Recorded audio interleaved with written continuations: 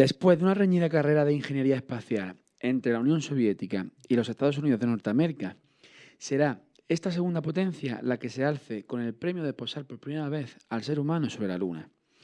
El hecho ocurrió ante la atenta mirada de unos 600 millones de televidentes, un 20 de julio del año 1969. Este hito histórico se materializó gracias al trabajo de miles de hombres de ciencia, pero lo que todo el mundo pudo ver en sus pantallas fue a los héroes Buzz Aldrin, Michael Collins y Neil Armstrong. El primer hombre que dejó impresa huella icónica, aquella icónica huella sobre la superficie lunar. Al descender desde el módulo y pisar nuestro satélite, pronunció una frase que pasó a los anales de la historia.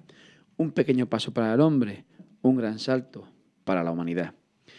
El grito de tierra que pronunció Rodrigo de Triana al avistar el Nuevo Mundo fue solo un clamor de júbilo por la segura supervivencia de aquellos navegantes. En cambio, Armstrong hubo de rubricar aquel momento histórico con una sentencia digna de cincelarse y que llevaba implícita toda una carga ideológica que mostraba al mundo el triunfo de un sistema sobre el otro. Como todos los años, este próximo mes de junio se desarrollarán los exámenes de selectividad. Por el alto índice de aprobados en esta prueba, se podría reconocer como un simple rito de paso de la adolescencia a la madurez en el sector estudiantil. Recuerdo, como si fuera hoy, los nervios previos al primer examen. Verme rodeado de otros alumnos con carilla de ir al matadero.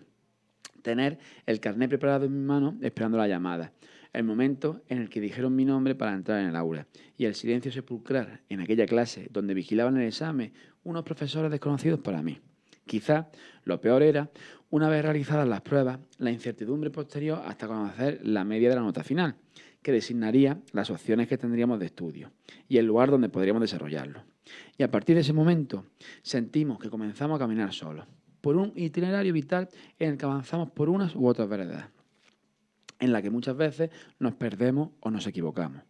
La mayor parte del tiempo pensamos que andamos solos por esa vida y no nos damos cuenta del bagaje que cargamos ya sobre nuestros pocos años, que nuestra personalidad y nuestros actos serán el resultado del aprendizaje que hemos acumulado durante la experiencia desarrollada en los distintos ámbitos por los que hemos pululado.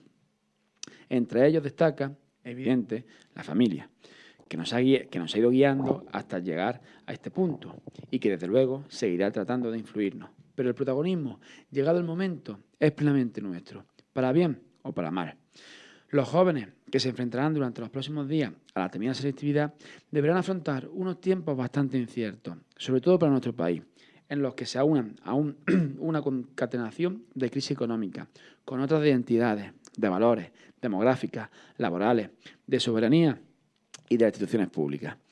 Junto a los presentes, a ellos les tocará bregar con esa retahíla de problemas, y como en aquel pequeño pero importante primer paso de Armstrong sobre la Luna, el que dé y hacia donde lo dé esta generación que comienza su libre andadura será vital para que suponga un salto o un retroceso de la futura humanidad. Muy buenos días, de nuevo otro miércoles más con todos ustedes. Esto es El Mundo a las 8, soy Mario Marto y como siempre me acompaña Tomás Pérez. ¿Qué tal? Muy buenas, pues bueno, hemos pasado un fin de semana muy ajetreado, también con despedidas, con bienvenidas. Bueno, pues tuvimos que despedir al amigo Boris, que se va a trabajar a Madrid. Desde aquí un saludo y un abrazo enorme. También a mi sobrina, que me surgió la idea de hacer ese editorial por mi sobrina, que se enfrenta precisamente a ese examen, porque empieza su carrera, si Dios quiere, y pasa la prueba, sí. ¿Qué quiere hacer? Ella quiere hacer Bellas Artes. Y entonces, pues, hombre, tiene muy buenas notas, la chiquilla es muy apañada y bueno. Y después también a una niña que es prácticamente nuestra hija, que es Sukaina Innusai, que vino de Marruecos a visitarnos después de haberse casado y estuvo visitándonos y estuvimos muy a gusto. Después también en una comunión, vamos, ha estado la cosa bastante bien. Y bueno, pues si quieres vamos llamando a Vale. Rafa Ripoll, ¿no? Que vamos a hablar sobre el tema de Roca. Y bueno, mientras tanto, pues te puedo comentar que sobre el editorial pues que se enfrentan los chavales ahora a unos tiempos bastante inciertos, como hemos dicho, donde ha triunfado el concepto del individuo frente al de la persona, que se ha desvinculado de cualquier cosa que lo enraíce, comenzando precisamente, por ejemplo, por el nombre. Ahora los niños, supuestamente es muy cateto ponerle el nombre de los abuelos a los chiquillos, entonces se ponen unos nombres horrorosos. Bueno, También. los nombres son feos por excelencia. No, pero por lo Antes y menos ahora. te enraiza. Hermenegildo. Yo me llamo Tomás. Bueno, ¿y qué? Es lo mismo de feo que... Pero que- yo me llamo Tomás por mi abuelo, y entonces ahí me pueden contar mi padre. Pues mira, pues tu abuelo era tal, yo gracias a Dios lo conocí, murió cuando yo era muy pequeño, pero y me puede decir, pues mira, era herrero, hizo esto, por ejemplo, en la iglesia de mi pueblo hizo una serie de cosas que te las puedo enseñar, y yo se las puedo enseñar a mi hijo, a mi sobrino, a quien sea. Después pues se nos ha vestido de vaqueros, escuchamos en todos los continentes la misma absurda música y se nos engorda con hamburguesas y se está pues despersonalizando totalmente, individualizándonos pues, como simples consumidores en un mundo relativo, donde el relativismo es el Dios, y en el que cambian los valores naturales por disvalores totalmente artificiales. Y esta lluvia pues ha empapado sobre todo a Europa y a los más jóvenes que se crían con la televisión, con los medios estos, por los WhatsApp y todas las historietas estas, y bueno, vengo un poco de bajón, también como el otro día. No te preocupes, ya cambian las tornas. Tomás, me comentan que tenemos ya a Rafa al otro lado. Muy buenas tardes, Rafa. Hola, buenas. ¿Qué tal? Gracias por atendernos. Nada, un placer, hombre. Bueno, para quien no nos conozca, estamos hablando con Rafael Ripoll, que fue concejal durante 8 años en el Ayuntamiento de Alcalá de Henares. Y todo esto viene porque Tomás, comentaba la semana pasada... Concejal, y actualmente pues pertenece a Cernación. Y sí, estamos comentando la noticia sobre la deslocalización industrial que tanto sufre Jaén, y el último que hemos visto, lo que ha sucedido en Alcalá, un poco también con la empresa Roca, pues por la que la política internacional pues afecta luego a los casos más concretos a nivel local. Es como repercute una moralina barata que tenemos aquí en Europa, pues que hace que presione a una serie de empresas para que salgan de Rusia, porque han sido totalmente presionadas, y eso al final incide aquí precisamente, pues por ejemplo, en Alcalá de Henares, como una empresa que lleva desde 1962, si no me equivoco, habiendo llegado a tener 2.000 hasta 2.000 personas trabajando para Roca. ¿Cómo llega a esta debacle, Rafa? Pues sí, es correcto. Bueno, ya hubo una primera debacle en el 2013, cuando parte de la producción de Roca se lleva a terceros países, a Brasil, a Rumanía y a Marruecos. Y no solo en la factoría de Alcalá de Henares, también en la de Alcalá de Guadaira, en Sevilla, pues se hizo un ERE a 250 empleados en Alcalá y otros 240 en Alcalá de Guadaira. Y ahora pues nos encontramos con que la producción... lo único que quedó de producción aquí en la planta de Alcalá de Henares era la fabricación de bañeras de hierro fundido, que solo tenía prácticamente venta en Rusia. Al parecer a los rusos les gustan las bañeras de hierro fundido. Sí. Y no solo ha afectado a la fábrica de aquí de Alcalá de Henares, también a las fábricas que tenía Roca en Rusia. Las ha tenido que cerrar. 1.200 empleados ahí en Rusia se han ido a la calle. Y 50 trabajadores aquí en Alcalá pues también se van a la calle. Además, todo pues por decisiones políticas que nada tienen que ver con la economía o con la producción.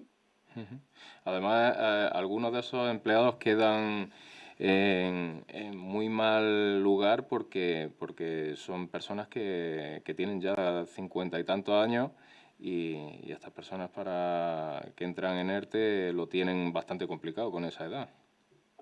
Sí, no, aparte que estos tienen ya el ERTE agotado precisamente por las restricciones anteriores.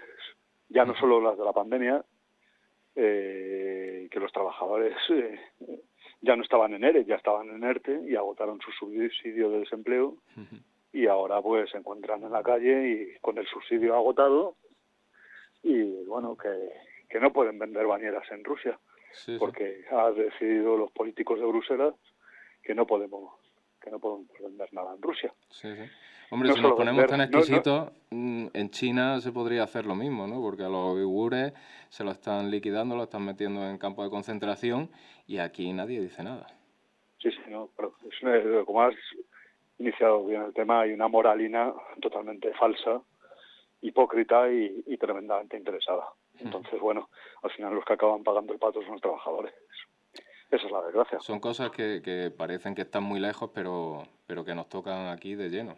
Nos afectan, bueno, mira, uno de los principales clientes de la agricultura española es Rusia. Efectivamente. Y desde que comenzaron otra andanada de sanciones de hace 3 o 4 años, la Unión Europea subvenciona a los agricultores para que no vendan en Rusia. O sea, es una cosa tremenda. Entonces, con lo difícil que es ganar ya ves Rusia qué problema tiene en comprar en otros mercados, en Argentina, en Turquía, con lo difícil que es ganar un cliente y, bueno, estos políticos de Bruselas, que estos tienen el salario fijo todos los meses, pero vamos, sin ningún problema les llega a su cuenta. Y estos no tienen problema para vivir. Pero los trabajadores españoles, los agricultores, en este caso los de la planta de Roca, pues ya intentaron llevarse hace tiempo la producción de bañeras de hierro fundido a China.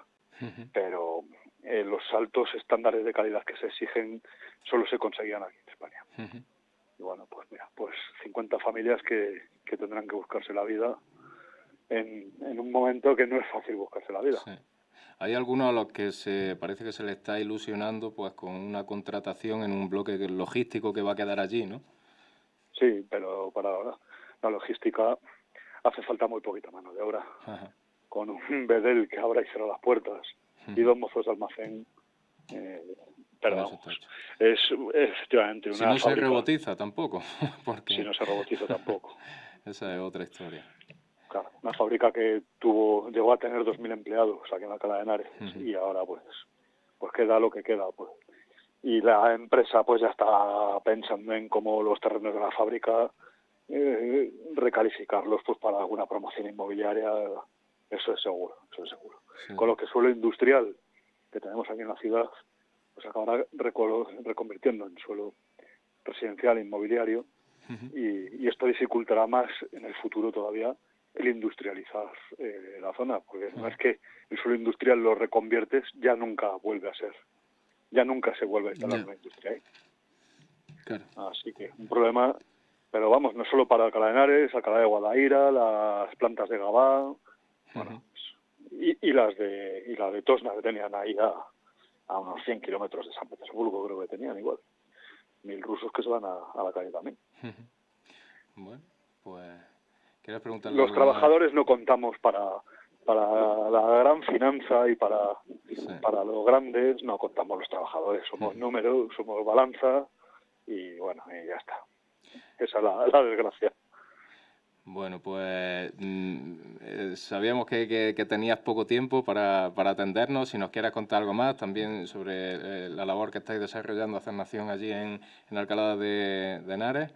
Es una labor pequeña, incipiente. Sí. Bueno, tú has estado también 8 años, eres una persona que tiene pozo de concejal en una ciudad también que es bastante populosa.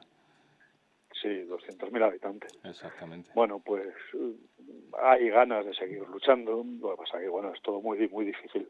Los que somos de verdad independientes, los que no estamos financiados por el IBEX, ni por la CIA, ni por la resistencia iraní, ni por... Y los que hacen la verdadera defensa de los trabajadores. Claro, pues lo tenemos muy difícil, pero bueno, no nos queda otra que seguir luchando y seguir golpeando allá donde podamos. Bueno, pues, Rafa, muchísimas gracias por habernos atendido esta tarde. Nada, muchas gracias a vosotros y, oye, que se difunda esta desgracia para los trabajadores españoles, que bueno, que no solo es Alcalá de Henares, no solo es Roca, esto está ocurriendo en toda España. Y los agricultores lo llevan sufriendo desde hace lo sabemos bien aquí. La verdad que sí, por desgracia. Pues un abrazo y si te encuentras con Marc Algorbea, le das un abrazo de mi parte. Sí, seguro. Por cierto, perdí su teléfono. A ver si te lo consigo. Sí, si lo viera, me haría el favor. Bueno, un Bueno, abrazo. Pues un un fuerte abrazo, abrazo Rafa. gigante. Hasta luego. Y muchas gracias. Nada, Gracias a a ti ti. por atendernos. Vale. Bueno, pues la verdad es que se le queda a uno un mal sabor de boca con estas historias que parece que quedan muy, muy lejos esas guerras y son tan cercanas que... Ya, al final es que es complicado, ¿no? Una decisión es como el efecto mariposa. Ajá. Un simple aleteo de una mariposa no Puede puede... provocar un maremoto. Sí, ¿no? Como se dice, ¿no? Al Pues fin y al cabo, mira, una decisión política en Bruselas por sí, una contingencia en X no afecta de forma directa de cualquier manera. Claro. totalmente. Y Y muchas lo, veces somos ignorantes de eso. y lo que cuenta Rafa es muy interesante, que conseguir un cliente es muy complicado. Consigue uno, lo pierdes, Sí, y sí. tienes que buscar a otro para reponer el que tiene. Es Roca muy creo que complicado. estaba vendiendo, como ha dicho Rafa, se dedicaban a esto, a las bañeras metálicas, y creo que era un 80% de las ventas o el 90% las hacían a Rusia exclusivamente. Eso desconozco, la verdad. Uh. Ya. ¿Qué ha pasado? Abierto Muy, la- muy temprano, ¿no? abierto la Nos boca. levantamos y, en fin. Y también sé que trasnoche. Para bien, no de crapuleo, Hace años que como ya, otros. hace ya tiempo que... Pues mira, hablando de temas, porque no sé si nos dará tiempo a localismos, pero fíjate, Sí. tenía por ahí hecha en manteca un par de noticias hace bastante tiempo y la voy a hilar con lo que ha pasado esta semana pasada, que cuando los jinetes del apocalipsis este año se volvieron a cabalgar por el foro de Davos y nos anuncian hambrunas debido a la guerra de Ucrania, a sequía, la falta de fertilizantes y bueno, y un largo etcétera. Y hay un par de noticias que son las que tenía ahí en manteca. Una es que el Ministerio de Agricultura argentino aprueba la comercialización del trigo HB4, que es tolerante a la sequía, y al herbicida glufosinato de amonio. Esto suena muy bien, pero tenemos que tener en cuenta que es poner en manos de compañías la soberanía alimentaria de un pueblo y a los agricultores.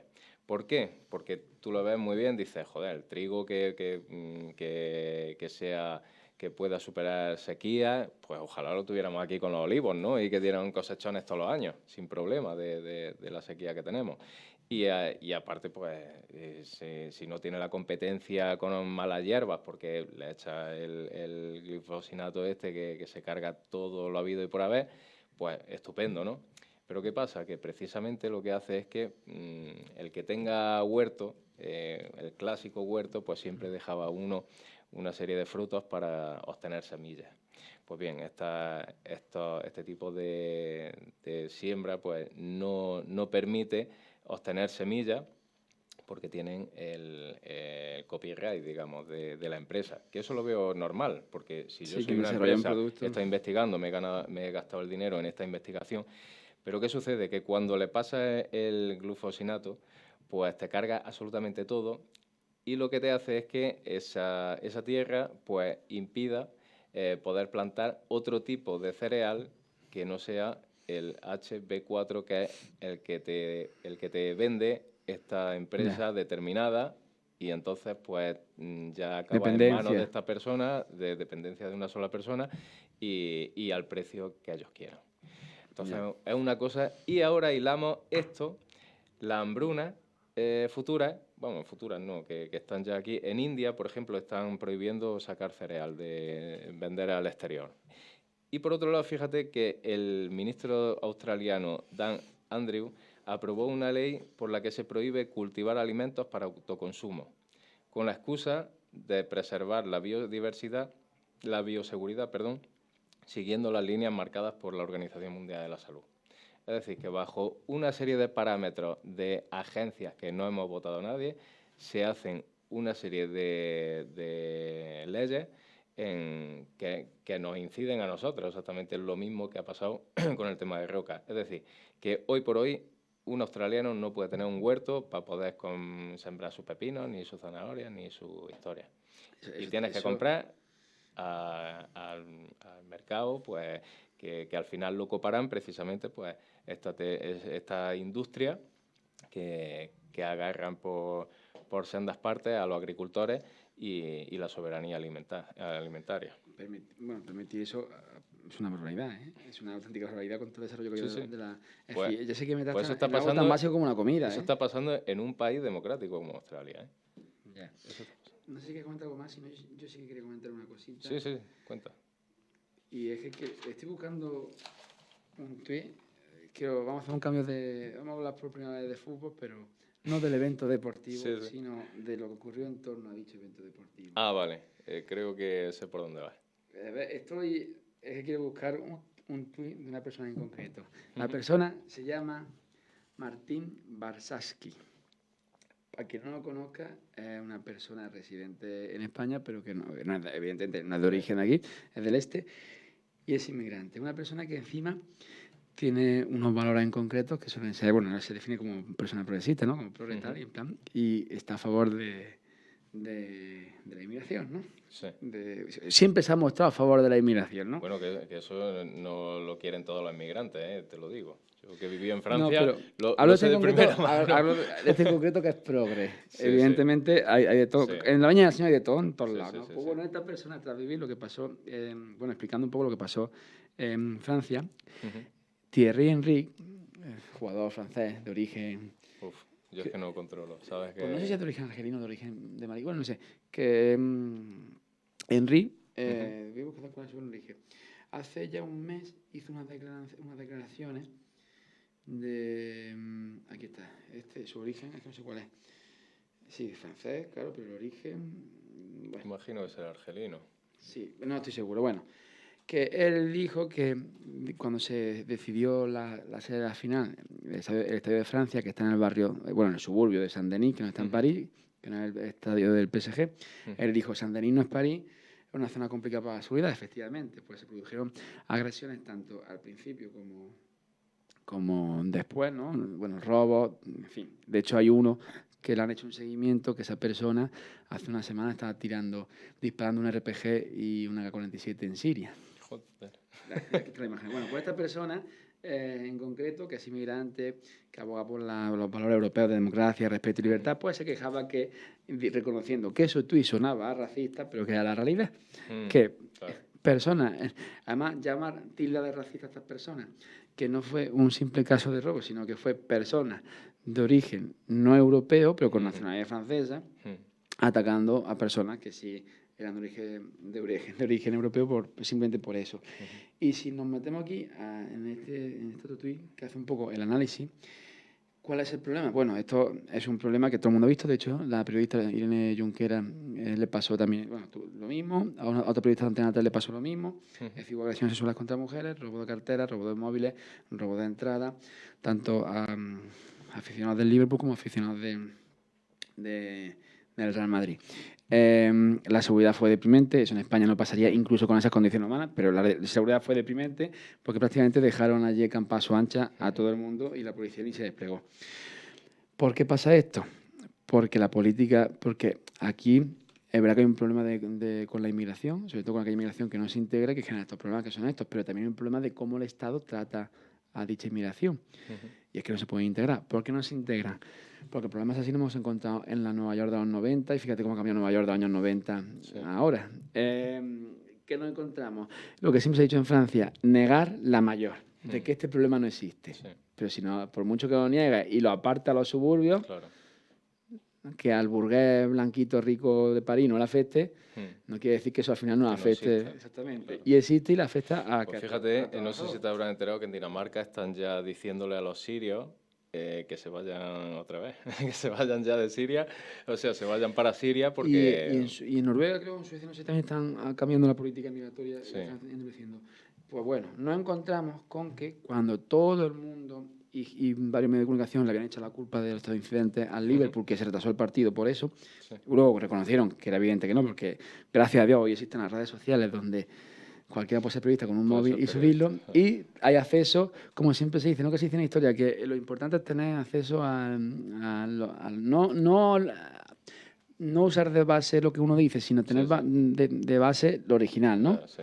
Pues qué mejor dato original que lo que grabe una persona con el móvil sin ningún tipo de comentario, ¿no? Pues bueno, después de que toda Europa, todo el mundo vio los pagapensiones que estaban haciendo esto. Tenemos al ministro, en concreto tenemos al ministro del Interior francés diciendo que miles de simpatizantes, un día después del partido, miles de simpatizantes, no, perdón, a la 1 de la mañana, cuando todo el mundo lo había visto ya, miles de simpatizantes británicos sin entrada o con entradas falsificadas forzaron la entrada y en ocasiones agredieron a los comisarios, que ese fue el problema de los incidentes. Pero bueno, para más Inri nos encontramos que al día siguiente, a ver dónde está el día siguiente, nos encontramos a la ministra, vamos a ver si lo encuentro ahora, que, claro, hay tanta información, a ver si encuentro al día siguiente qué ministra fue la que... Ahora no lo encuentro. Bueno, al día siguiente nos encontramos a otra ministra del gobierno de Francia que básicamente le echaba la culpa, bueno, que sigue echándole la culpa a los ingleses. Bueno. Siguen negando la mayor. Sí, ellos hacen su relato y eso. Bueno, pero también los ingleses, sabes que con una pinta y que les dé un poquillo al sol, en este caso no tenían culpa. Se vuelven locos.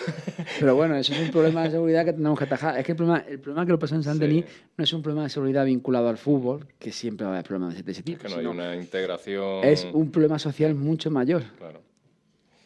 En fin. Pues... Bueno, yo creo que montar esto. Si vamos a dar paso ya... ¿Quieres pasamos a la entrevista o te doy una...? Si quieres termina y damos paso a la entrevista. Venga, pues vamos a hacer... espero que no pase nada de eso cuando traigamos aquí a José Tomás.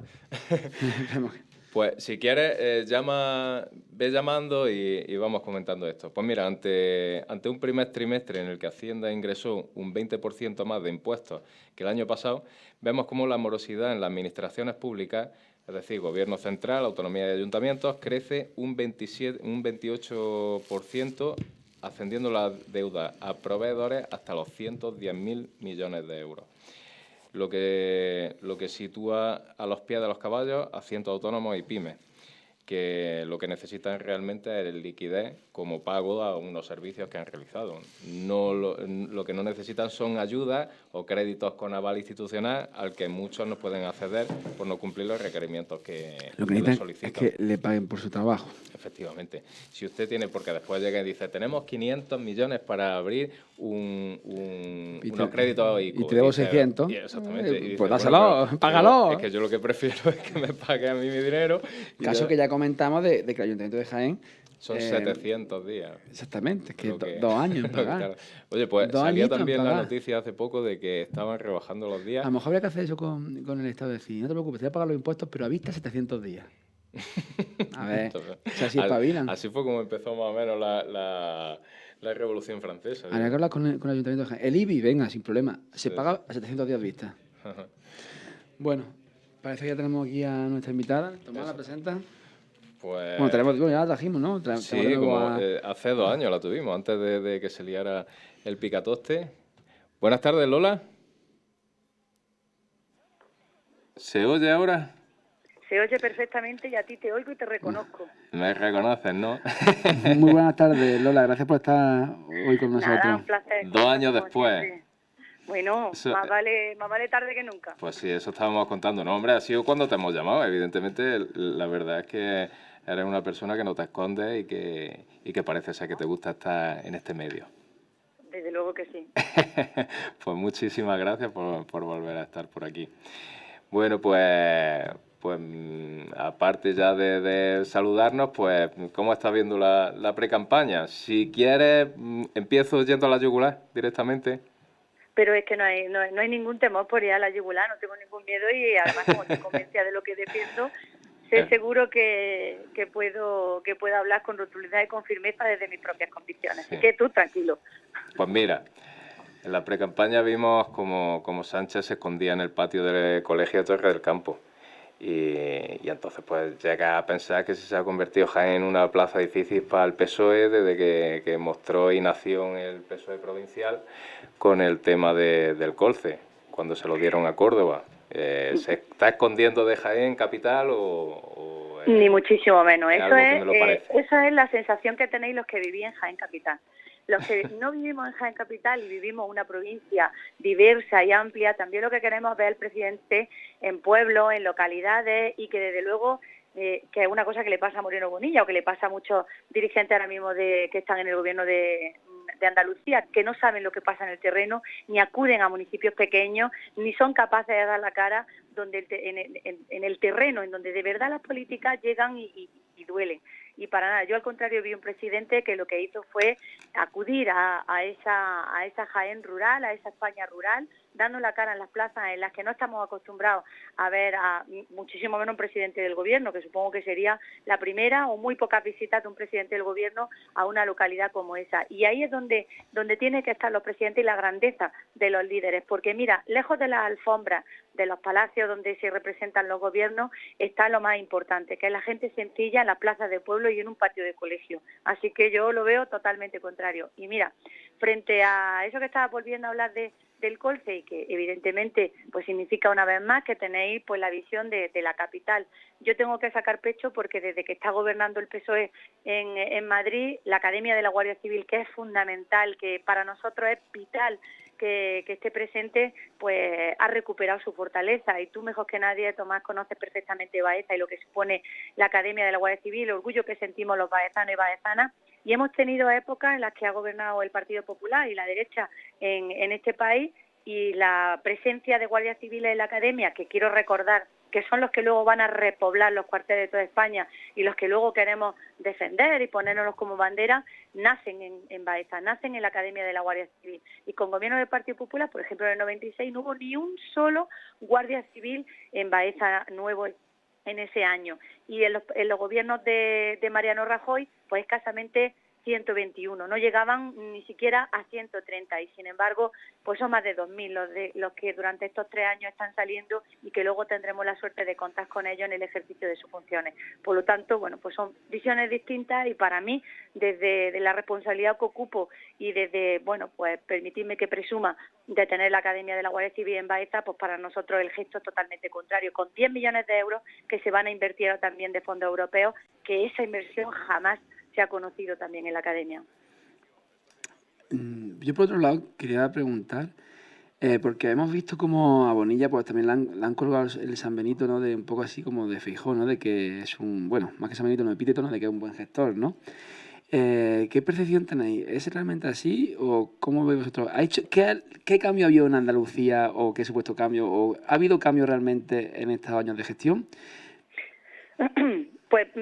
Pues mira, te digo, yo al señor Feijóo desconozco por completo su gestión, si es buena, mala, tuerta o derecha, porque evidentemente no tiene nada que ver la gestión que se haga en un municipio, del propio político, una persona que está en un municipio y que luego va a otra administración, a la Junta de Andalucía, en este caso a la Junta de Galicia, y muchísimo menos tiene nada que ver con la gestión en el gobierno de España. Y por lo tanto, como lo desconozco y no sé exactamente qué es lo que va a hacer, salvo pues unirse más a la derecha, que es lo que estoy viendo, porque para nada tiene el perfil del que presumía cuando llegó a presentar su candidatura como presidente del Partido Popular. Sí puedo hablar de lo que está pasando y desde la percepción de un municipio como el de Baeza. Y es que desde que la Junta de Andalucía está gobernando el Partido Popular, a Baeza le va peor. ¿Por qué le va peor? Bueno, pues nosotros podemos fijarnos exclusivamente en la gestión de los centros hospitalarios de referencia, que es el de Úbeda, o en el Centro de Salud de Baeza. Las citas son para 15 días, acudir a un especialista se está convirtiendo en un artículo de lujo, por lo tanto los ciudadanos y ciudadanas tenemos que ir a buscar médicos privados por los dineros, como sabéis que decimos aquí, que hay que ir por los dineros, y encima sí. El médico de por los dineros te dice no te preocupes que ahora ya lo vamos a ver, pero en la pública, que es donde te curan, donde verdaderamente te curan es en la pública. Pero es que si luego nos quitamos de ahí y vamos a otras cuestiones, bueno, pues vosotros conocéis Baeza perfectamente. 3 años después, el complejo de la Laguna está cerrado. 3 años después, no tenemos constancia de que el puente de la Laguna, que es un BIC, que sabéis lo que nos duelen aquí esas cuestiones, se va a caer, en cualquier momento se va a caer. El puente de la estación de Béjija, que como sabéis la mitad es de Baeza y la otra mitad es de Béjija, se va a caer también. Por lo tanto, le importa en patrimonio pues un comino. Pero es que además nosotros hemos visto reducido considerablemente la aportación que tenemos por ser una ciudad patrimonio de la humanidad por parte de la Junta, que es cero, ahora cero, y las ayudas que teníamos, que eran compatibles con otras ayudas, por ejemplo, de municipio turístico, pues se han limitado, que si ya eres municipio turístico ya no tienes derecho a ninguna otra ayuda. Pero es que además, en líneas generales, hace 3 años teníamos un número de parados y ahora resulta que los parados en Andalucía han subido. Hace 3 años teníamos unos datos y ahora resulta que los datos, los mires por los mires, siguen siendo, se van a empresas, desaparecen autónomos, en fin. Definitivamente yo no veo ningún cambio a mejor. Ahora, si de lo que se trata es que el señor Moreno Bonilla no da que hablar, evidentemente es un presidente a la fuga. No hemos tenido la oportunidad de verlo en un municipio como Baeza, no tenemos oportunidad de verlo defender sus políticas, ni de bajar al terreno, ni de explicarlas, ni de mantener reuniones con colectivos. Hoy, por ejemplo, hemos tenido 2 reuniones importantísimas aquí en Baeza desde el PSOE. Una con los colectivos del mercadillo de la venta ambulante y otra con los orientadores.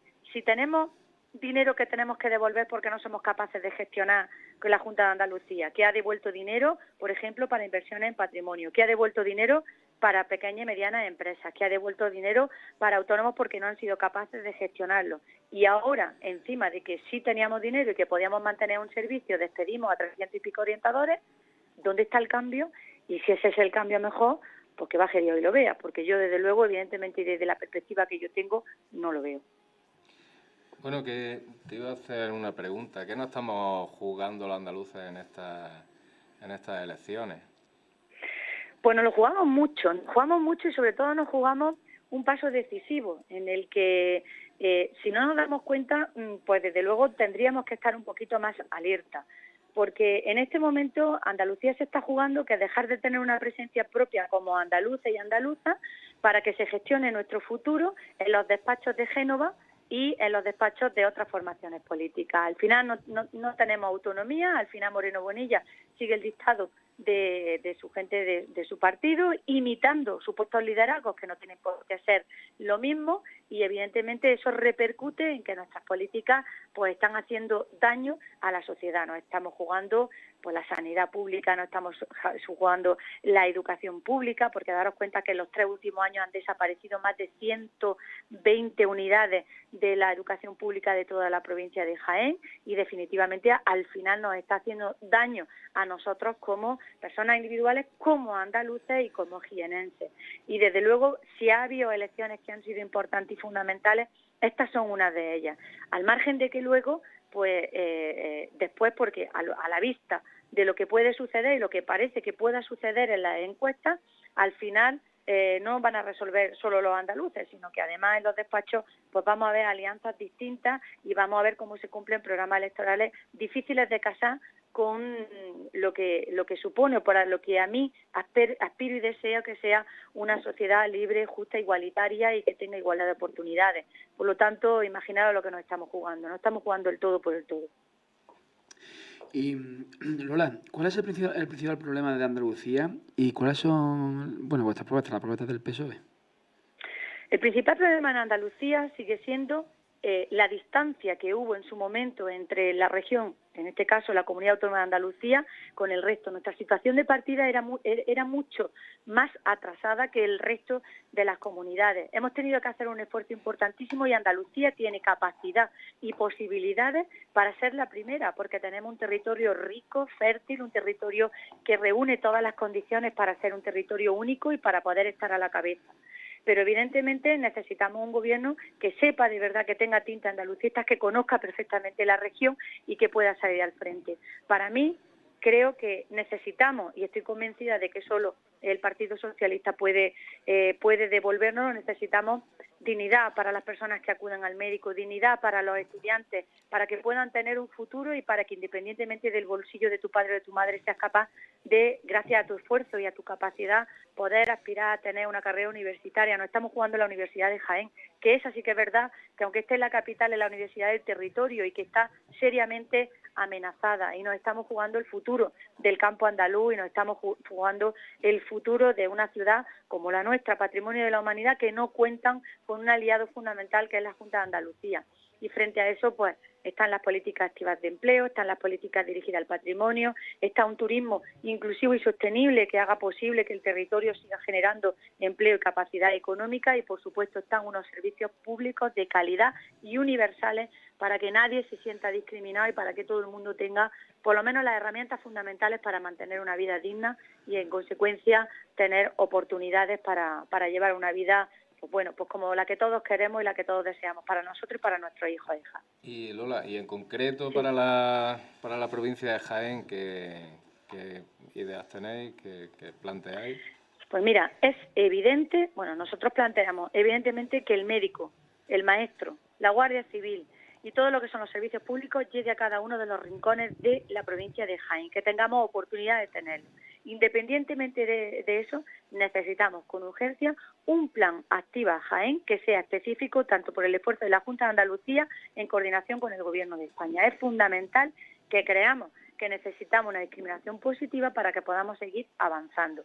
Y evidentemente necesitamos que se crean que la provincia de Jaén necesita un revulsivo importante como el que yo considero que necesita la provincia. Si se tienen 2 ciudades patrimonio de la humanidad y se tienen conjuntos históricos tan impresionantes como los que hay en la provincia de Jaén, debemos de tener un peso específico. ¿Sabéis que después de sacar una convocatoria de más de 60 millones de euros, un plan de vivienda con más de 60 millones de euros, no se ha podido ejecutar ni un solo euro y se ha tenido que devolver? Que hemos tenido que devolver dinero de un montón de fondos europeos que han venido a través del Gobierno de España y que no hemos sido capaces de gastar, pues necesitamos canalizar ese esfuerzo inversor por parte del Gobierno de España a través de una Junta de Andalucía que considere que la provincia de Jaén necesita una discriminación positiva y urgente. Me río porque cómo tiras para tu tierra, ¿eh? ¿Qué patrimonio nomás que tenéis en Úbeda y en Baeza, joya? No, he dicho y otros lugares sí, que se te ve el plumero. No va a tirar para el vecino. Tú sabes que yo tengo que, y además, porque así lo considero, y voy a morder con uñas y dientes, y voy a hacer lo posible por seguir apretando por aquí. Pues ahí Bravo se aprovecha muy poquito de eso, a ver si se lo dice a mi alcalde. Mira, díselo a Juan Matías. Sí, si yo tuviera oportunidad. Nosotros, afortunadamente, hay muchos momentos a lo largo del año que estamos al 100% de ocupación. Y yo creo que por aquí se podría, por decantación, conjunta. Seguro que tenemos oportunidad. Mira, el fin de semana del 19 de junio de las elecciones, que mira que había días para convocar elecciones y se ha tenido que convocar el corpus, si eso lo hace un partido de izquierda, es que ya habría alguna conspiración contra no sé qué historia. Bueno, allí sigue saliendo la Guardia Civil, ¿no? Sí, por supuesto, la Guardia Civil. Por lo pronto no la vaya a prohibir, ¿no? Al contrario, tú sabes que para nosotros... es que tú eres socialista, pero de Baeza. Efectivamente, soy socialista de Baeza. Sí. Y bueno, y el 19 de junio, por ejemplo, vamos a tener aquí el cartel de no hay billetes, porque además el lunes 20 la entrega de despacho de la Guardia Civil. Por lo tanto, seguro que los municipios de alrededor que van a tener oportunidad de cosechar también el fruto de ese fin de semana tan interesante desde el punto de vista turístico. Es verdad que hace mucha falta.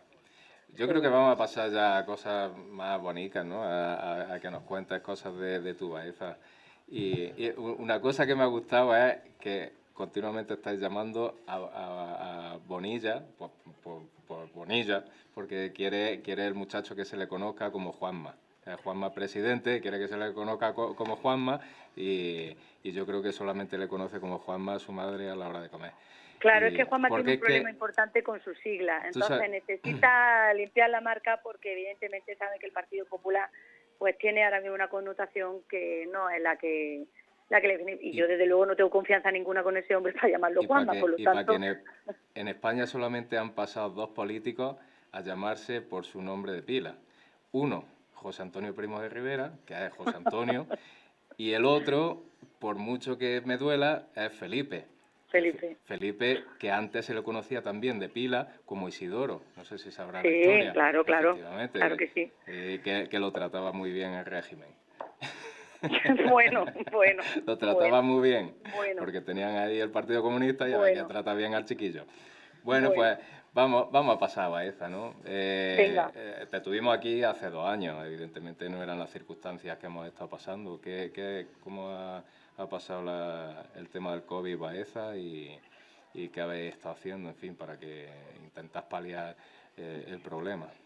Pues mira, nos hemos estado preparando y cuando estaba a punto de terminar todo el proceso más restrictivo y el momento más restrictivo de la pandemia, nosotros colocamos un cartel importante, una pancarta importante en el paseo anunciándolo. Estamos preparados Y es que mientras otros durante estos 2 años han estado mirando para adentro y han estado, pues bueno, aguantando chaparrón ahí con un poco con las alas cubriéndose la cabeza, nosotros hemos estado dándole al coco, pidiendo presupuestos, ejecutando proyectos, yendo a Europa, buscando financiación, y ahora tenemos una importante cartera de financiación que se van a volcar en cuestiones fundamentales para nosotros. Por ejemplo, hace muy poquito me acuerdo que te comentaba a ti por tu formación profesional, que dentro de unos días abriremos los sobres ya por fin para ver lo que el Cerro del Alcázar esconde, y eso ya está ahí. Dentro de muy poquito también vamos a poder terminar la licitación de la piscina cubierta, vamos a poder también ver, pues bueno, hemos hecho un montón de inversión y de intervenciones en patrimonio, porque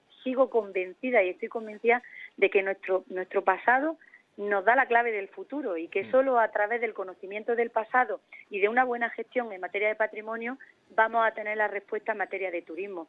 Hemos invertido muchísimo dinero en soterramiento de cableado, de infraestructura, de embellecimiento, de un montón de posibilidades, con el nuevo Centro de Interpretación de Patrimonio Mundial, con el nuevo Centro de Antonio Machado, y en definitiva buscando los recursos necesarios para que cuando esto terminara poder estar en mejor disposición.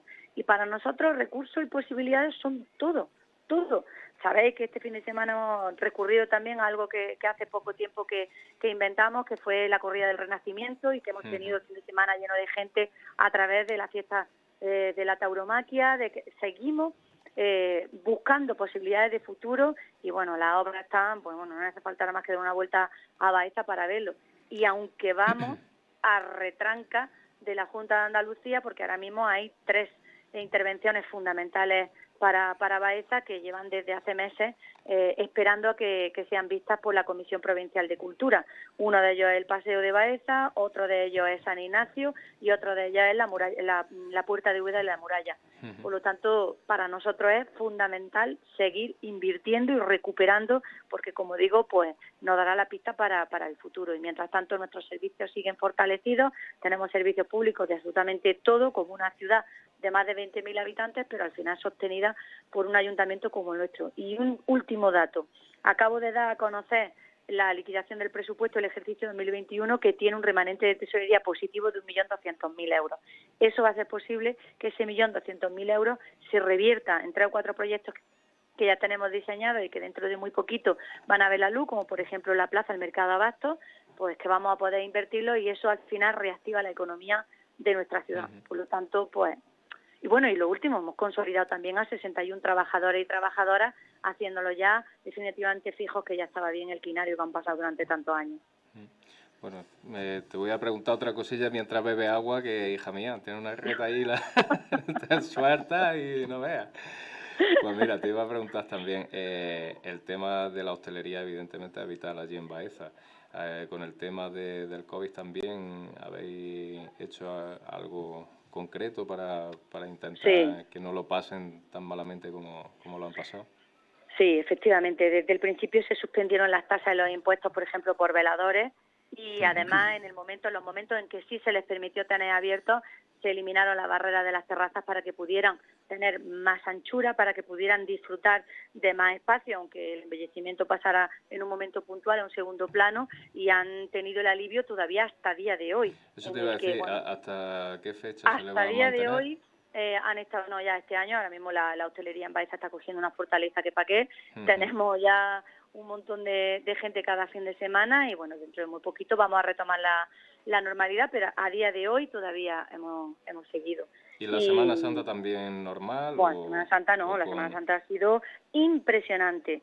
Impresionante porque hemos tenido datos no conocidos antes, ni siquiera en el 2019, que fue la última. Sí. Hemos tenido una Semana Santa de llenísimo.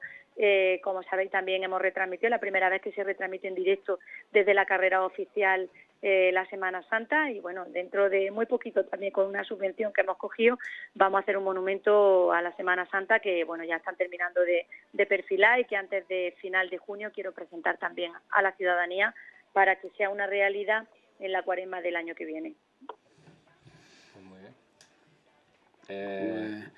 ¿Algo más, Tomás? ¿O? No, pues por seguir hablando, pues mira, te iba a preguntar, que lo había sacado antes, nos queda poquito, el tema. ¿Cuánto nos queda?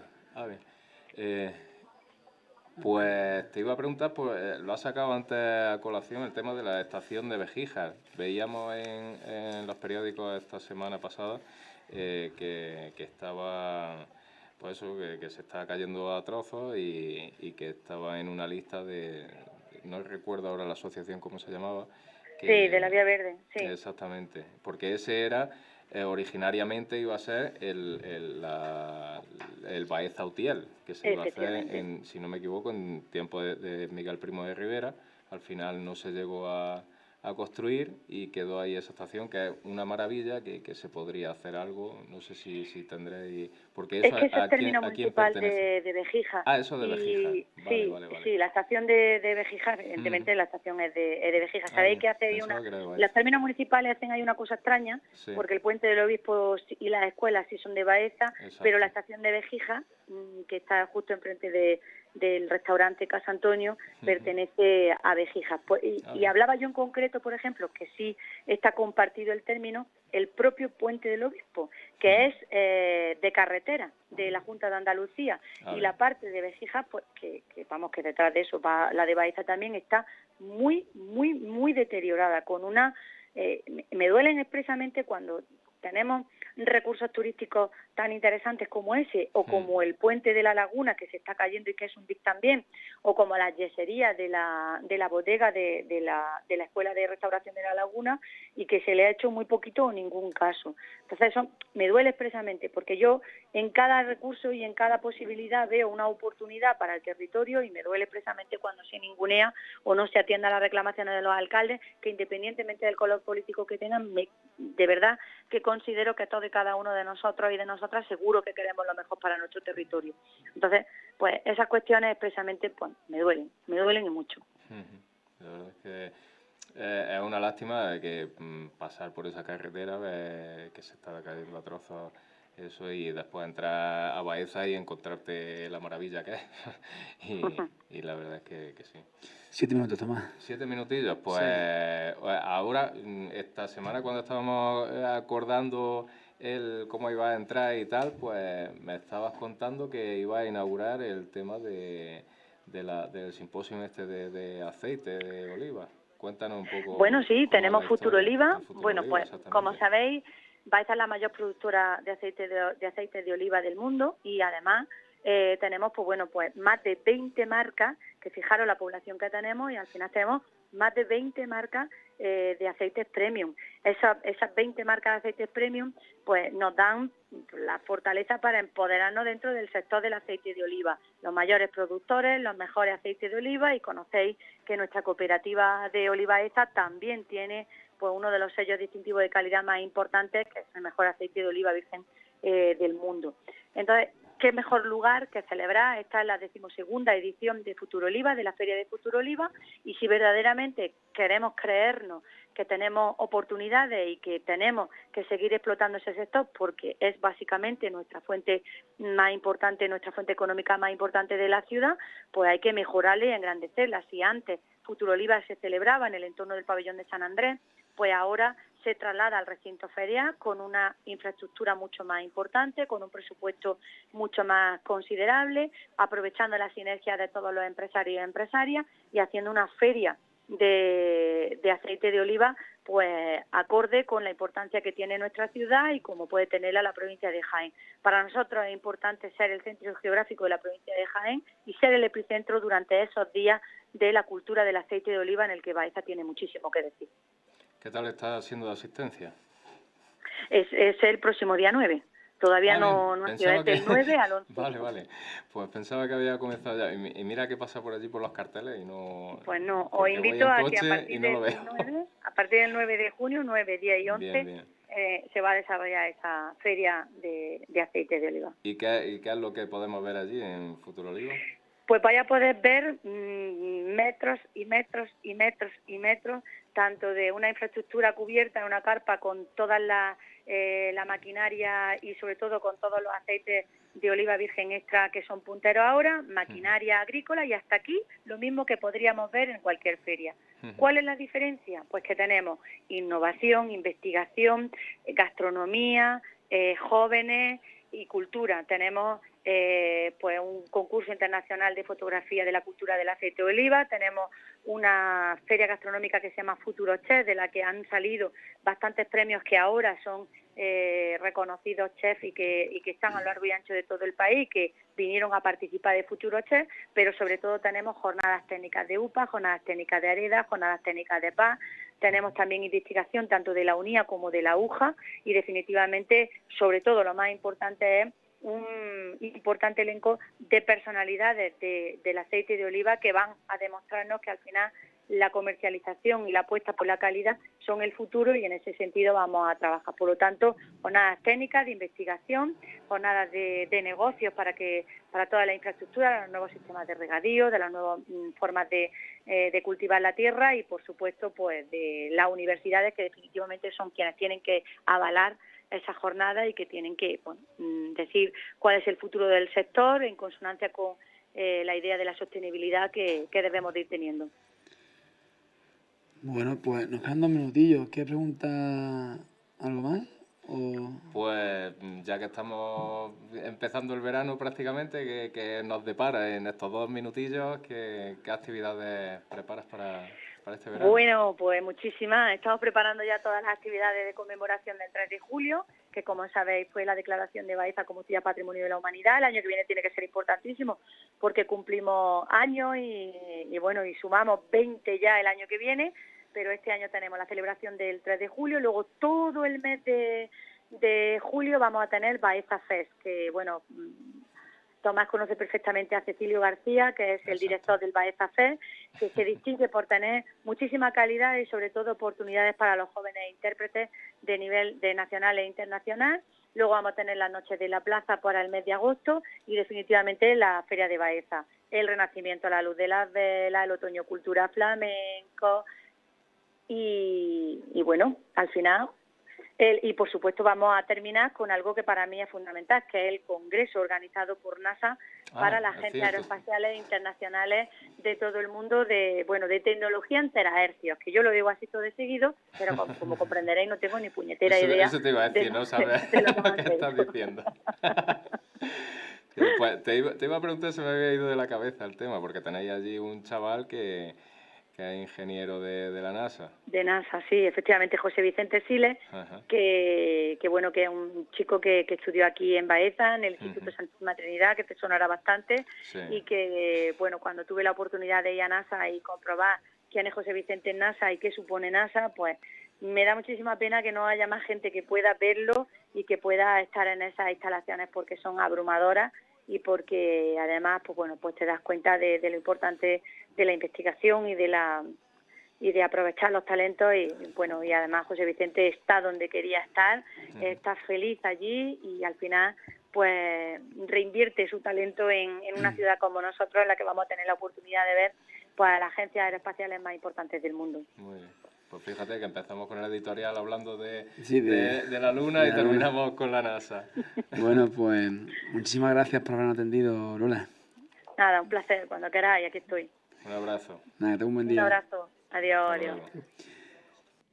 Bueno, pues Tomás, de nuevo, este miércoles más. Bueno, que no hemos comentado al principio que la que hemos tenido es Lola, alcaldesa de Baeza, que como tenemos elecciones andaluzas venía el próximo mes, exactamente. Y vamos a intentar también a ver si quiere venir alguien más y que nos cuente la otra cara de la luna, porque nos hemos portado muy bien. Claro. Cuando viene aquí la gente nos portamos muy bien y nos mordemos la lengua. Por supuesto. Bueno, Tomás, que gracias por estar otro día más con nosotros.